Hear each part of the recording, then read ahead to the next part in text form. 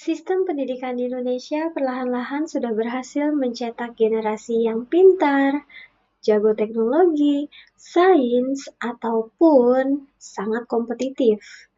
Tapi mari kita jujur, apakah dengan sistem yang sama berhasil membuat kita menjadi manusia yang seutuhnya atau manusia yang bijak? Nah, di tengah maraknya krisis moral, kesehatan mental, kecemasan, ternyata modal pintar dan jago saja itu tidak cukup. Maka dari itu, mari kita toleh kembali filsafat-filsafat timur yang sudah ada sejak ribuan tahun lamanya untuk mengetahui bagaimana caranya kita untuk menjadi manusia yang seutuhnya melalui sistem pendidikan. Maka dari itu, saya Putu Diah Kirana Purnama Dewi dengan NIM 2529061002 akan membahas tentang filsafat-filsafat timur dan implikasinya pada pendidikan. Perlu kita pahami di awal bahwa sejarah dari filsafat-filsafat timur ini tumbuh di dua peradaban yang berjalan paralel. Yang pertama ada tradisi India, yang kedua ada tradisi Tiongkok. Nah, yang pertama kita bahas tradisi India terlebih dahulu. Fokusnya tradisi India ini adalah untuk pencarian moksa atau kebebasan. Nah, kebebasan ini berasal dari reinkarnasi yang diatur oleh hukum karma atau hukum sebab akibat. Sejarahnya diawali dari era Weda dan Upanishad. Seperti yang kita tahu, Weda ini adalah kitab suci agama Hindu yang berfokus pada ritual. Namun pada bagian akhir Weda yang disebut Upanishad, itu beralih fokusnya dari yang ritual menjadi ke perenungan internal dengan konsep-konsep inti, yaitu Atman adalah Brahman. Diri kita adalah bagian dari alam semesta itu sendiri. Era Weda dan Upanishad ini berlangsung sekitar tahun 1500 sebelum Masehi sampai 500 sebelum Masehi. Nah, selanjutnya di era aksial itu yang berjalan sekitar tahun 600 sebelum Masehi sampai 500 sebelum Masehi. Jadi sejalan dengan era Weda dan Upanishad, di mana di masa-masa ini itu melahirkan gerakan-gerakan yang menantang dominasi ritual Weda dan sistem kasta. Dan di sini lahirlah filsafat-filsafat baru lagi. Nah, yang pertama itu ada filsafat Buddhisme dengan tokohnya yaitu Siddhartha Gautama. Nah, di sini Siddhartha Gautama itu menemukan jalan tengah untuk mengakhiri penderitaan. Nah, bagaimana cara mengakhiri penderitaannya itu? Ajarannya itu sebenarnya sudah dirangkum dalam 4 kebenaran mulia dan jalan utama berunsur 8 yang sudah disusunnya. Nah, kalau yang filsafat Jainisme, yang kedua, itu nama tokohnya adalah Mahavira. Nah, Mahavira ini menekankan pelepasan total dari dunia material dan praktik ahimsa. Kalau di agama Hindu kita belajar ahimsa, itu artinya tidak menyakiti. Sebagai jalan untuk memurnikan jiwa. Jadi tidak menyakiti adalah jalan untuk memurnikan jiwa. Nah, lanjut di era klasik yang berlangsung sekitar tahun 200 Masehi sampai 1000 Masehi.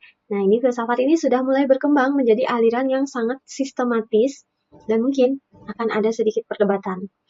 Nah, jadi yang pertama itu lahirlah filsafat Advaita Vedanta yang dimana di sini tokohnya itu adalah Adi Sankara yang kurang lebih itu di sekitar tahun 788 Masehi, di mana di sini dia menerapkan yang namanya non-dualisme yang menegaskan kembali ajaran Upanishad bahwa Atman dan Brahman itu adalah satu.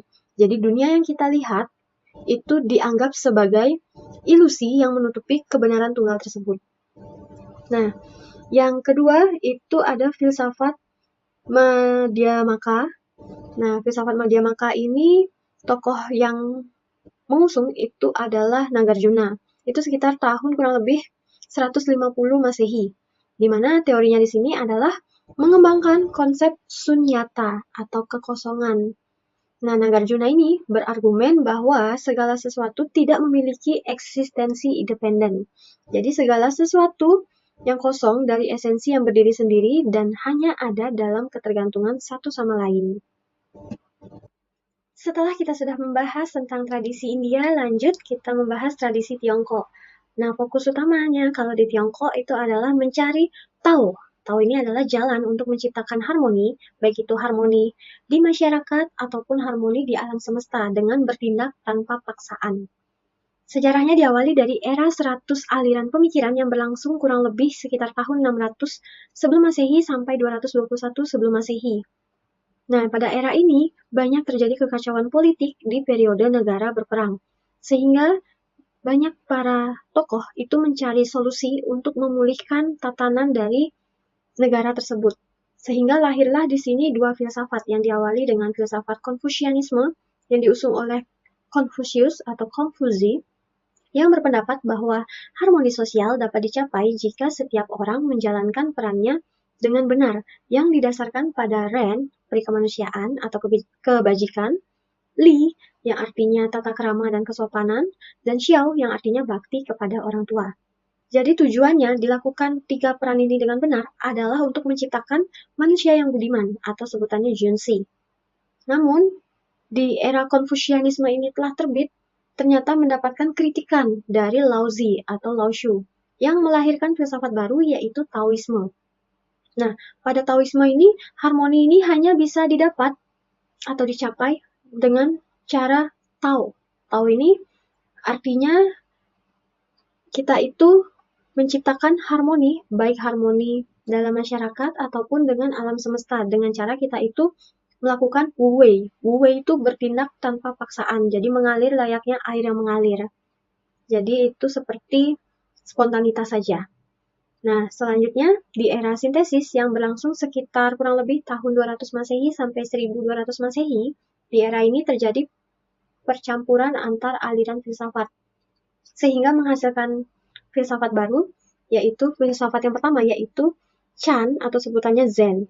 Nah, aliran filsafat Chan atau Zen Buddhisme ini masuk ke Tiongkok dan beralkulturasi dengan Taoisme. Jadi si Buddhisme dan Taoisme ini beralkulturasi dan nantinya akan menghasilkan suatu filsafat yang disebut dengan Zen.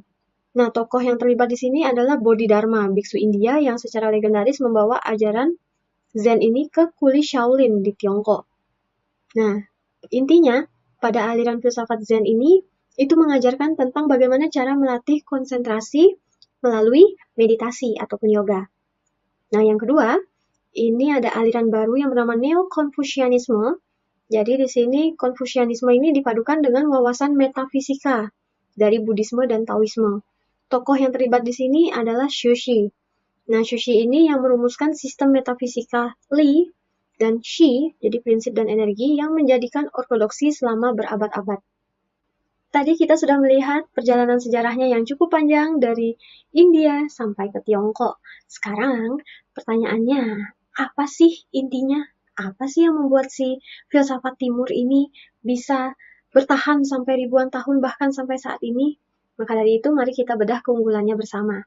Jadi yang pertama, keunggulannya adalah pendekatan holistik dan dualistik. Nah, maksudnya adalah kamu ini tidak bisa hanya menjadi penonton pasif dalam kehidupan.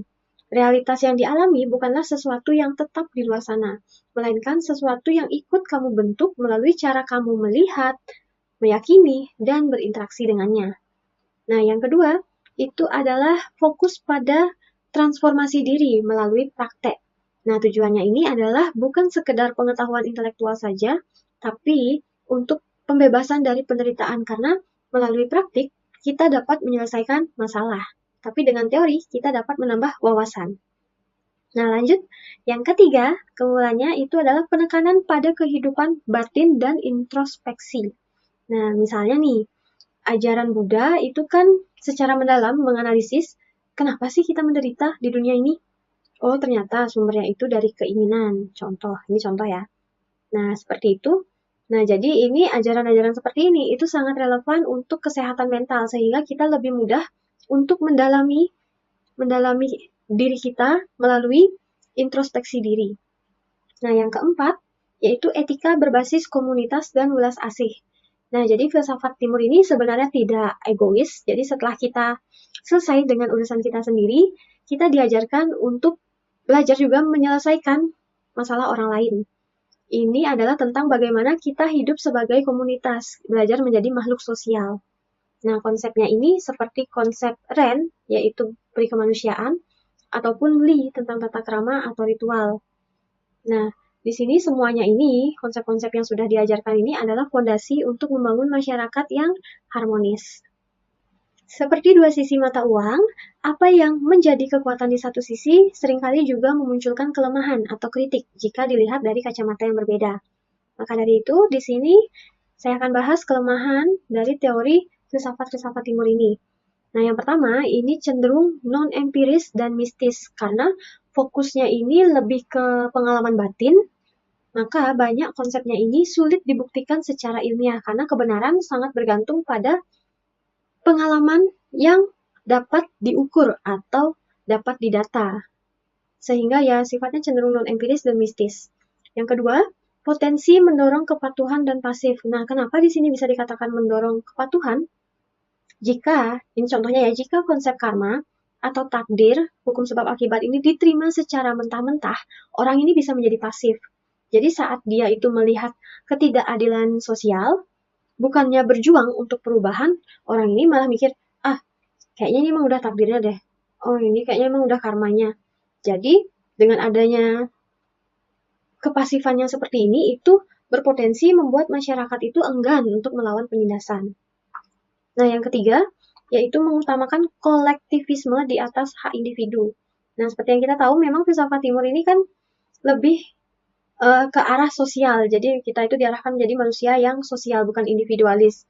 Tapi di sini, kadang kita itu bisa disalahartikan, karena di sini kadang kita mengartikannya mengutamakan kolektivisme. Nah, contohnya itu adalah misalkan seorang anak itu harus mengorbankan impian pribadinya demi menuruti keinginan orang tuanya, itu contohnya. Kalau yang keempat, itu keterkaitan erat dengan agama dan tradisi. Nah, di barat, kita kan belajar filsafat murni tanpa menyentuh yang berbau-bau agama. Sedangkan di filsafat timur ini, contohnya nih, kita tidak bisa memahami Weda kalau kita tidak mengetahui aliran Hinduisme. Begitu juga baik itu Buddhisme dan juga aliran lainnya. Nah, lanjut. Sekarang kita udah mulai masuk di pendidikan. Mengapa filsafat-filsafat timur ini masih relevan sampai sekarang digunakan dalam pendidikan Indonesia? Nah, hal ini kita ingat kembali bahwa pendidikan akhir-akhir ini terlalu fokus pada pencapaian kognitif atau akademis, dan juga di sini banyak yang berkompetisi, sehingga aktif jiwa kompetitifnya, yang mana dampaknya itu dapat meningkatkan stres siswa, kecemasan, dan juga degradasi moral. Maka dari itu, di sini filsafat-filsafat timur ini hadir untuk menawarkan perspektif holistik, yaitu pendidikan yang menyeimbangkan intelektual, emosi, fisik, dan spiritual. Sekarang saya akan bahas bagaimana filsafat-filsafat timur ini sebenarnya sudah diterapkan dalam pendidikan di Indonesia. Nah, di sini kan saya bagi menjadi 4 aliran, kita bahas satu-satu. Yang pertama, aliran Konfusianisme. Nah, perlu diingat, aliran Konfusianisme ini tujuannya adalah untuk membentuk manusia yang budiman, yaitu yang berakhlak mulia, bertanggung jawab secara sosial, dan tahu perannya di dalam masyarakat. Nah, di sini guru itu perannya adalah sebagai teladan moral. Nah, guru itu digugu dan ditiru. Lalu di sini, karena peran guru ini adalah sebagai pembimbing etika, maka dari itu implikasi pada pembelajaran itu ada yang namanya pendidikan karakter. Pendidikan karakter ini dapat dibentuk melalui pembelajaran PKN atau pendidikan kewarganegaraan dan juga budi pekerti. Selain itu, juga ada studi sastra dan sejarah, di mana kita perlu belajar dari masa lalu untuk menata masa depan yang baik, terutama dalam bidang moralitas. Nah, selanjutnya pada saat pembelajaran, jika menerapkan aliran Konfusianisme ini lebih dominan dalam kerja kelompok atau kooperatif. Jadi kan sudah ada model pembelajaran kooperatif. Nah, di sini menekankan kerja kelompok. Yang keempat yaitu tata krama dan disiplin. Jadi penerapannya itu karena di sini tentang pendidikan karakter, di sini juga perlu pembentukan tata krama dan disiplin. Selanjutnya yaitu aliran Taoisme. Taoisme ini kan tujuannya ya Tao itu artinya jalan untuk menuju harmoni, baik itu harmoni dengan masyarakat ataupun dengan alam semesta. Yang mana intinya ini adalah aliran ini mengajarkan kita untuk melakukan tindakan itu tanpa paksaan, jadi seperti air yang mengalir atau wu wei. Nah, di sini peran guru dalam Taoisme adalah sebagai fasilitator yang tidak banyak mengintervensi. Jadi bukan guru sebagai sumber utama, tapi hanya sebagai fasilitator. Selain itu juga di sini guru harus mampu menciptakan lingkungan yang kaya agar siswa bisa banyak belajar dari pengalaman langsung. Maka dari itu, implikasi pada kurikulum dan juga pembelajaran. Nah, pembelajaran di sini lebih menekankan pada pembelajaran berbasis proyek, karena di sini mendapatkan pengalaman langsung ataupun dari inquiry learning, yaitu praktikum. Dan di sini asesmen yang lebih otentik seperti portofolio atau observasi itu lebih cocok untuk aliran Taoisme ini. Serta kalau ada sekolah alam, nah sekolah alam ini merupakan implikasi dari filsafat Taoisme dalam pendidikan di Indonesia. Karena di sini kurikulumnya itu tidak terlalu kaku, dan siswa ini belajar langsung dari alam, mengikuti ritme cuaca, dan mengeksplorasi apa yang menarik minat mereka. Lanjut, yang ketiga yaitu aliran filsafat Buddhisme.